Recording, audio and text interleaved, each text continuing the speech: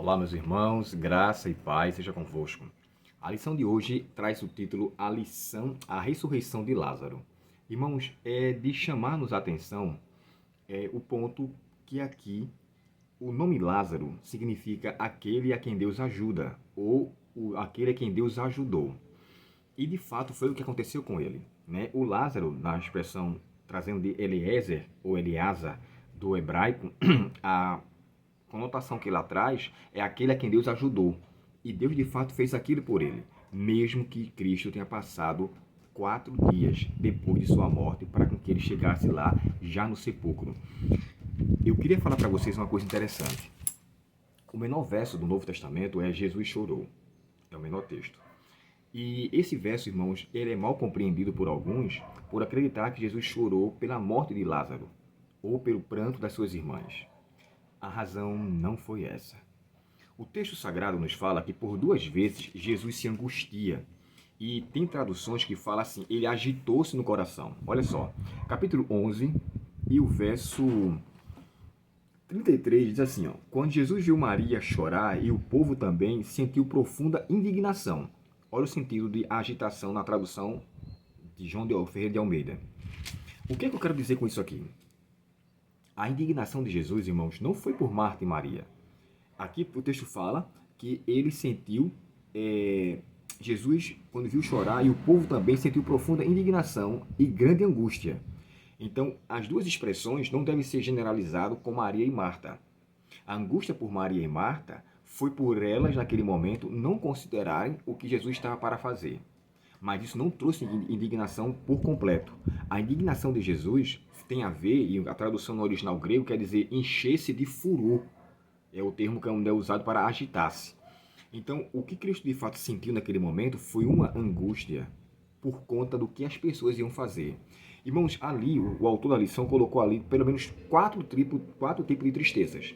Ele colocou primeiro a tristeza pela doença, a tristeza pelo choro da morte, a tristeza pela queixa das irmãs e a tristeza pelas lágrimas de Jesus. O autor colocou aqui 4 tipos de tristezas.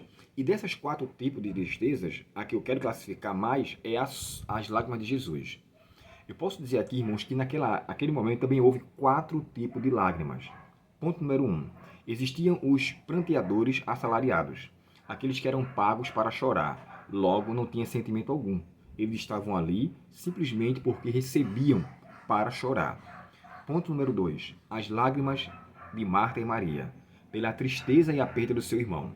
Aquilo trouxe para elas uma tristeza de coração muito grande e as suas lágrimas de fato rolaram. A terceira lágrima é a lágrima da hipocrisia. Ellen White descreve que muitos que estavam ali chorando, chorou, na verdade, para manter uma aparência de relacionamento com Marta e Maria, coisa que não era verdade.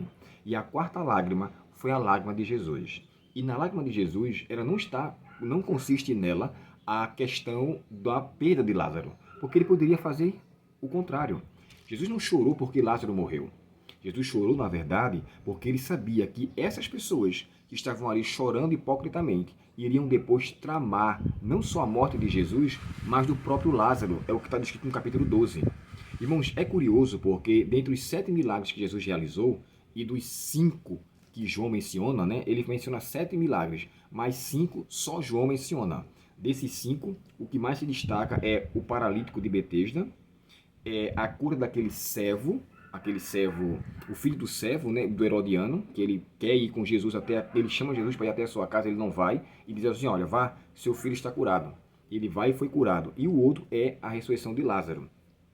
Entre esses 3, que é o mais que sobressai. Só que, assim, os outros 2, deixa eu só aqui falar para ficar claro, dos 5 milagres que João fala, que só João fala dos 7, esses 3 que eu mencionei para vocês, os das bodas de Caná, de João capítulo 2, que só João relata, e o outro é sobre a cura do cego de nascença. Então, 5 milagres, mas esse aqui, irmãos, só João descreve, que é a ressurreição de Lázaro. E essa tristeza de Jesus envolveu, como eu falei para vocês, né, essa questão de que eles iriam tramar a morte de Lázaro e de Jesus. As lágrimas de Cristo também foi por conta de que muitos que estavam ali não iriam crer nele, mas o pior de tudo isso, eles iriam se perder quando Jerusalém foi cercada e destruída no ano 70. Você pode ler o capítulo do livro de O Desejar de Todas as Nações, capítulo 58. E lá ela chega a descrever com muita clareza: aqueles que não mantiveram a sua confiança, estavam ali presentes, eles iriam perder tudo que tinha e ainda assim morrer sem salvação. Então Jesus chorou por esse povo, porque ele queria que na verdade eles crescem, mas ainda assim ele acabou não acreditando. Ele fala isso para Marta, né? Se crês, verás a glória de Deus. Ele chega para Marta e fala assim: Marta, é sua ressurreição e minha vida. Quem crê em mim, ainda que esteja morto, viverá. É o verso para memorizar. Crê tu nisto? Pergunta Marta sobre essa crença. Então, assim, a tristeza de Cristo foi por causa da incredulidade e da certeza da perda que ele ia ter deles para sempre. Em relação a Lázaro, ele não sofreu pela perda de Lázaro, porque ele não só iria trazer Lázaro de volta, mesmo que depois ele voltasse a morrer, mas a vida de Lázaro os garantiu a sua salvação. Então, essa ressurreição, irmãos, foi um milagre extraordinário. E eu confesso a vocês que esse era um sermão que minha mãe queria muito que eu pregasse quando ela era viva. Era: meu filho, pregue sobre Lázaro.